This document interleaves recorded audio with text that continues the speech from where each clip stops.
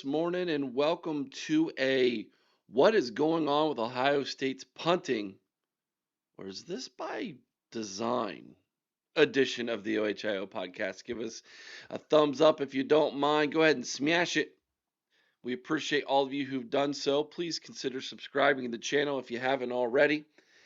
And of course, we would love to know what you think about what we think down in the comment section below.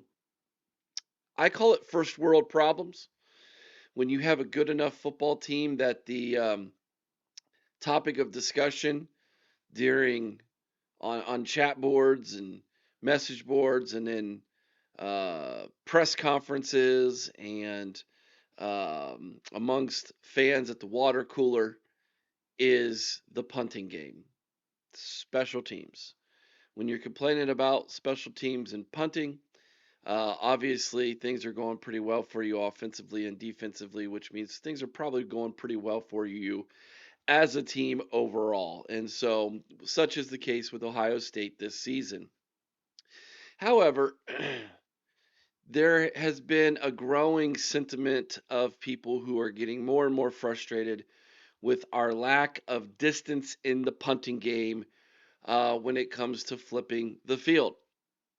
And this was something that has been talked about right here on the OHL podcast multiple times, multiple people, hosts, etc. And it came up not too long ago over on the Buckeye Lounge with TG and Sean. They had recently a couple guests with them. Tim Wilson, who was a kicker for Ohio State and a punter, and Dave Ost, who was his holder, on their program a couple weeks ago. And this very topic came up, and their answer was incredibly interesting. I'm going to play the clip for all of you. I want you to pay very close attention to how these guys address this issue in question, because it sure sounds like to me that what Ryan Day is doing is by design. Now, I will explain further and get into my feelings about this after this clip, but this is very, very telling. And for all you Ohio State fans out there who are complaining about the punting situation, I'm not so sure it's going to get any better. Listen to this answer. No, they're solid, but we got two punters where their biggest problem, like McLarty has the leg, but the inconsistencies are there that he needs to work on. And our other punter, it's like he's got to work on some stuff too. Like I think he does need teachings to help him get better at his punting because there's potential there. It's just it ain't consistently good all the time. Like there are times he has big punts, but there are times like it's most of the time it's like they're not going to be big punts. They won't be big punts. No, I'm not talking about like big punts, but you know what I mean. Like trying to flip. You know how they say like flip the field. Flip field. Yeah, that'll never happen. Because when Dave and I went for the former player practice earlier this year, we got to watch them. And it's 42, 43 yards down the field, end over end, right? So a field goal rotation. Mm-hmm. And about a 4.1, 4.2 hang? Yeah. Every single kick. Their philosophy, they do not want those punts returned. So to kick it 50 yards and get that 4-1 hang time, they're worried that that's going to be a 6, 8, possibly 15, 20-yard return. So they'd rather they want to directionally kick it, get it high, make them call fair catch, and nobody gets hurt. It's all good. So the days where Ohio State wants to kick it 50, 55 yards, I think are probably past with this, the way their philosophy is right now. They don't want to lose a game because of a punt, and they want that operation to be quick. They don't want to get one blocked. So they work on that operation time, and they're very, very precise. There you have it. Interesting, huh? So there's two things going on here, okay? And number one, it's the philosophy. Keeping it safe, playing it safe, which I guess leads into Ryan Day's maturation as a coach, his development as a coach, maybe his evolution as a coach, and relying more on defense and playing complementary football offensively and defensively. And so when you think of that, then special teams kind of fits into that same mold.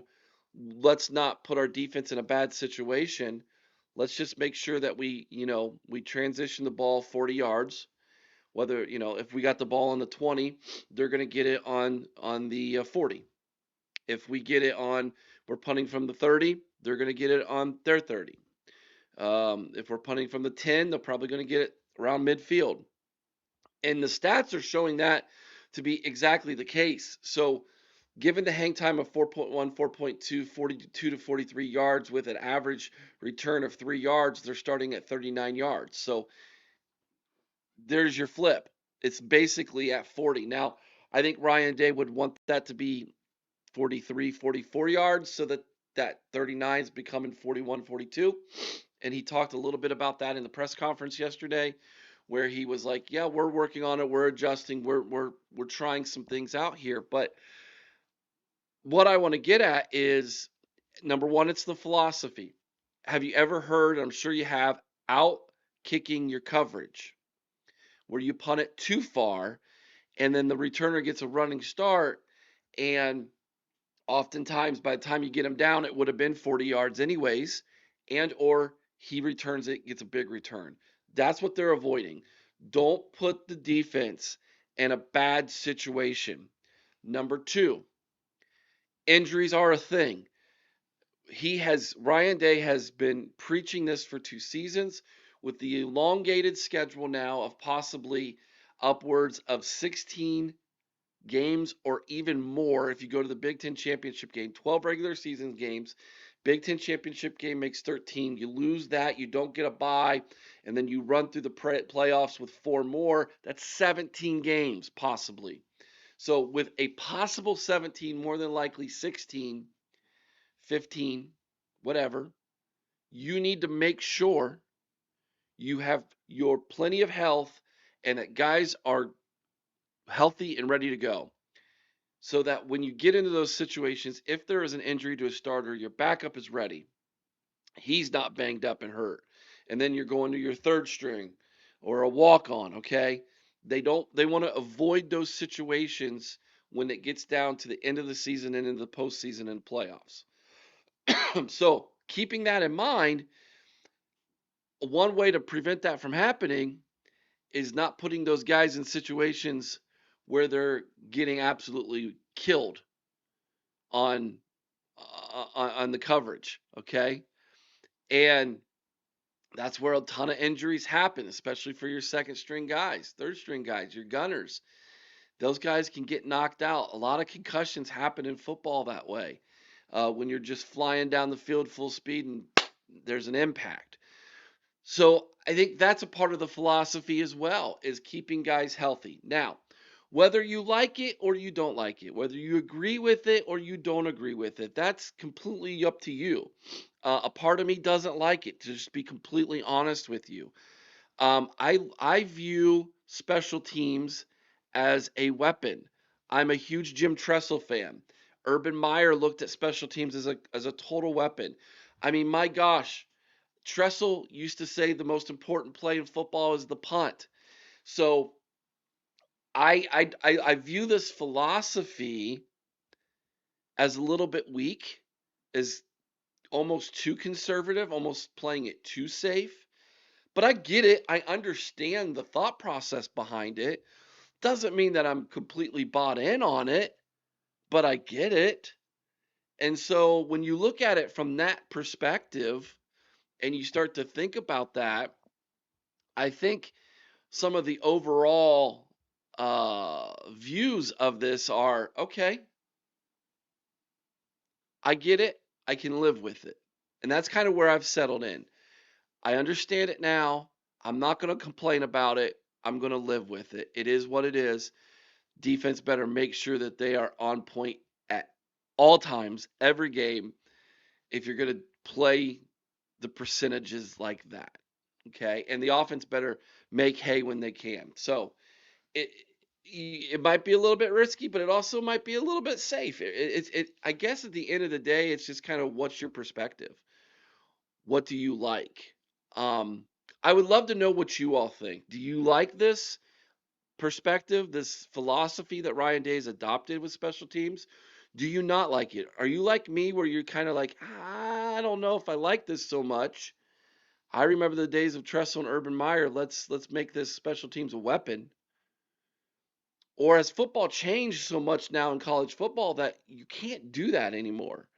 And Ryan Day's actually doing the smart thing here. I'd love to know what you think about it.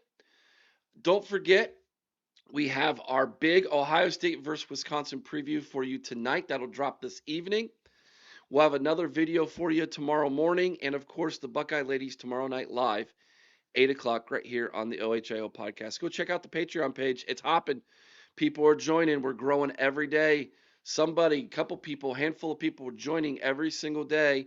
A lot of them are taking advantage of the free and kind of just looking around and kind of viewing and seeing what's available. I highly recommend you find that you look and see the value in it. $5 will get you in to see everything, to read it all, to watch it all. Literally videos, blogs, every single day, not to mention all the movement and conversation and an activity happening over there on the message boards. And of course, giveaway is going to be happening at the end of this month. Don't miss your opportunity for that.